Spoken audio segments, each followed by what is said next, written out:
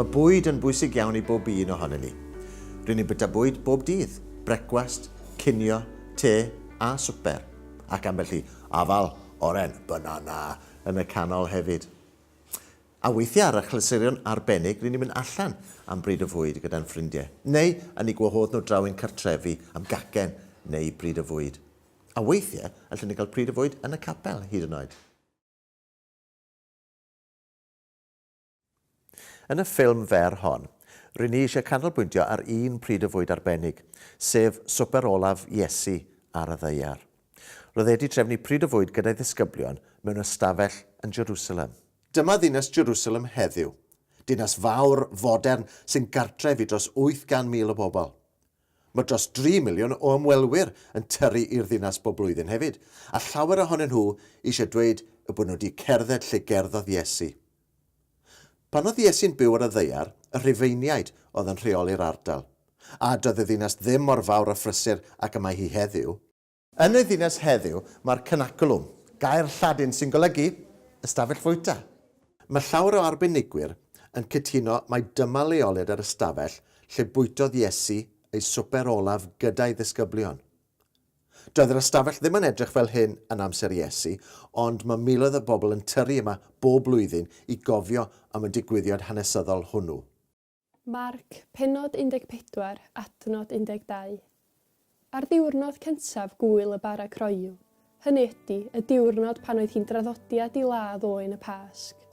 Gofynnodd disgyblion Iesu iddo, ble rwyt ti am fwyta swper y Pasg, i ni fynd yno i'w baratoi.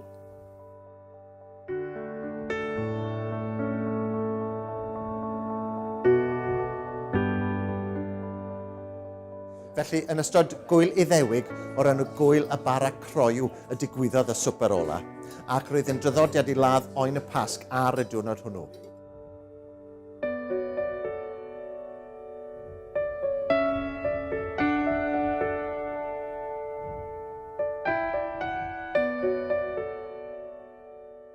Mae'n bwysig bod ni'n deall pam fod Iesu ar Iddewon yn dathlu wrth fwyta oen y Pasg.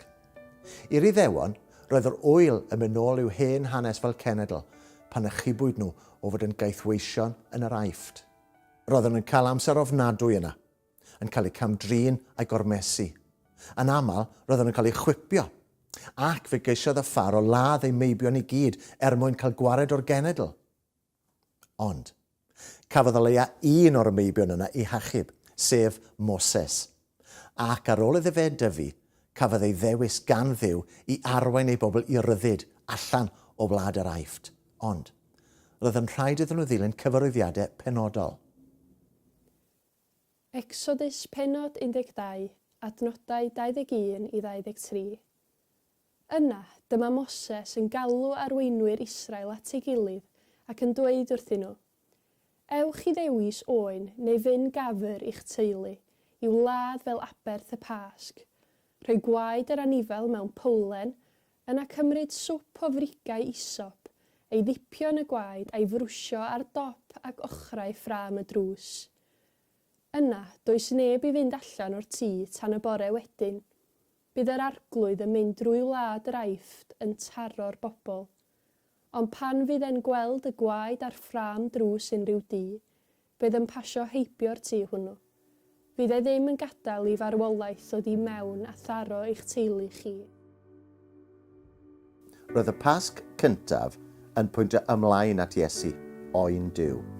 Roedd yn gysgod o'r hyn oedd i ddod.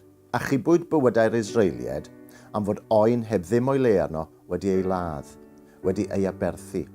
Ac wrth weld y gwaed ar bust y drysau, roedd marwolaeth yn pasio heibio'r tai.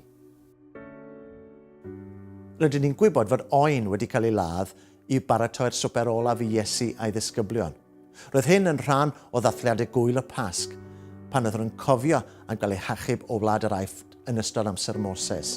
Roedd bara a gwyn hefyd yn rhan bwysig o'r swper. Mae Cristnogion ar hyd y lled y byd yn dod at ei gilydd mwyn bwyta bara ac yfed gwyn mewn gwasanaeth arbennig, y cymyn. Cynta Corinthiaid pennod 11 adnodau 23 i 26. ydw i wedi rhannu gyda chi beth wnes i ei dderbyn gan yr arglwydd.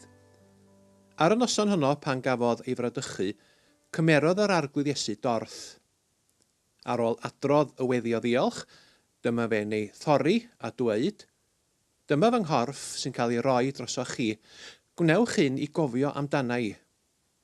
Wedyn, gwnaeth yr un peth ar ôl swpar pan gymerodd y cwpan a dweud, mae'r cwpan yma'n cynrychioli'r ymrwymiad newydd mae Duw'n ei wneud, wedi selio gyda fy ngwaed i.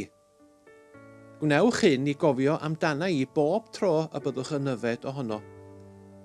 Bob tro byddwch chi'n bwyta'r bara ac yn yfed o'r cwpan, byddwch yn cyhoeddi ystyr marwolaeth yr arglwydd nes iddo ddod yn ôl eto.